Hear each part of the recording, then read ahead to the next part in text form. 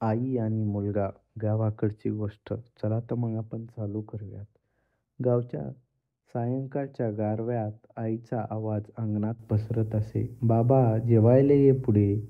मुलगा मनोज शेतातून घाईघाईने घराकडे धावल्याने येत असे. मनोजला आईची काळजी खूपच होती. प्रेम आणि मायेची सरसराट कायमचीच उगम असायची. मनोजचा संसार, गावातली शेती, बळीराजाची ही मेहनत होती. गावाकडे तिथल्या तुपात माणसांच्या जीवनात आईचं स्थान अगदी वेगळंच होतं. आई म्हणजे केवळ अन्न देणारी नाही, तर घराचा आनंद, सख्खा आणि सुकून असायची. मनोज लहानपणापासूनच आईसह शेतामध्ये खूप काबाड कष्ट करत असायचा. तो 10 वर्षाचा असतानाच त्याच्या वडिलांचं गाव सोडून शहरात जाण्याचं स्वप्न पाहिलं होतं. पण परिस्थितीने त्यांचं गावातच मुक्क केलं होतं. त्यामुळे त्यांना खूपच कष्ट आणि चिकाटी करावी लागत होती. त्यामुळे मनोजचं संपूर्ण जीवन गावच्या पर्वात घालवावी. आई नेहमी म्हणायची, "मनोज, शिक्षण घे आणि गावाचं नाव उज्ज्वल कर." पण प्रत्येक वर्षी शेतातला ताण आणि घरच्या आर्थिक समस्या तिच्या या स्वप्नाला थोडं थोपटवायच्या प्रयत्नात होता.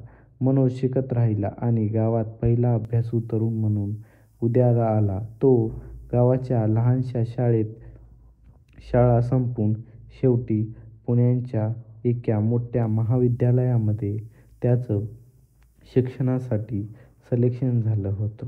हे ऐकून खूपच आई आणि वडील खुश झाले होते. त्यांच्या मनामधील स्वप्न आता पूर्ण होणार असं वाटत होतं. आईच्या आठवणीमुळं त्यांचं मन खचलं. पण संकटांना सामोरं जाण्यासाठी आईने शिकवलं होतं, ती त्याला बळ देत राहिली.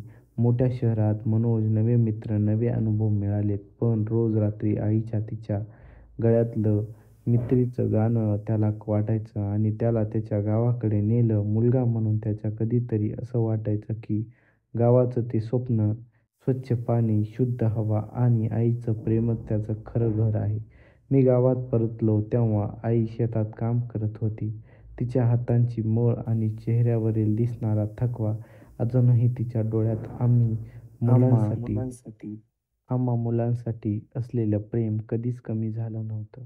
आई आणि मनोज त्यांच्यातलं ते नातं इतकं शिक्षक देणारं होतं की काहीही करुणाने भरलेले आणि खूपच मनाला भिडणारे गावात परत आल्यावर मनोजनं ठरवलं की तो आयुष्यभर गावासाठी, आईसाठी काहीतरी करेल.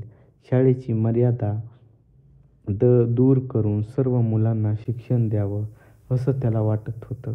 गावात जडणघडण करायची, आईच्या स्वप्नाची पूर्तता त्याचा एक जबाबदारीच होती. पण त्याला हे कसं करायचं, त्याच्या मनामध्ये एक प्रश्न होता. एक दिवस आई आणि मनोज अंगणात बसत होते. पण आपण काय करायचं हवं, गावात कसं एकत्र आणायचं, आई म्हणाली. मनोज, प्रेम आणि समजूतदारपणा सर्वांमध्ये वाढवायला हवा. त्यांचं शिक्षण पाहिजे. हे गाव म्हणजे केवळ जमीन नाही, तर एक मोठा परिसर आहे. त्यापासून मनोजचं गाव शाळा उघडायला सुरुवात केली. अनेक अडचणी आल्या, पण आईची माया, साहसाने त्यांना कधीच कमी पडू दिलं नाही. गावकरी हळूहळू त्यांच्या विचारांना मान्य करू लागले आणि त्यांची आईची रुंदी, तिचं प्रेम, आनंद होतं. तिने मनोजला शिकवलं की जीवनात कितीही अडचणी आल्या तरी स्वप्नावर कधीच तुटू नये. आई तिच्या भावनिक सामर्थ्यानं त्याचं मनाशी जोडलेलं होतं. त्यांना खूपच शिक्षण भेटत होतं. आज मनोज स्वतः एक चांगला व्यावसायिक बनला. पण गावाकडे त्याचं पूर्ण प्रेम करायचं तसंच राहिलं. आईसाठी त्यानं घर बांधलं, शाळा सुरू केली आणि गावातील गरजूंना मदत केली. गावाकडे परतणं त्याच्यासाठी आईसाठी एक कर्तव्य होतं आणि मनोज त्यांची ही गोष्ट गावाकडच्या मातीसारखी बांधील आहे. मातीची मोल, त्यांचं प्रेम, त्यांची साथ हे गावाच्या रानातल्या प्रत्येक झाडाप्रमाणे खोलवर रुजलेलं आहे. मनोजने आईला शिकवलं की प्रेम म्हणजे कधीच न संपणारी आणि गोष्ट आहे आणि आईने त्याला शिकवलं की कुटुंब म्हणजे सर्वात मोठं धन आहे. कथा संपली.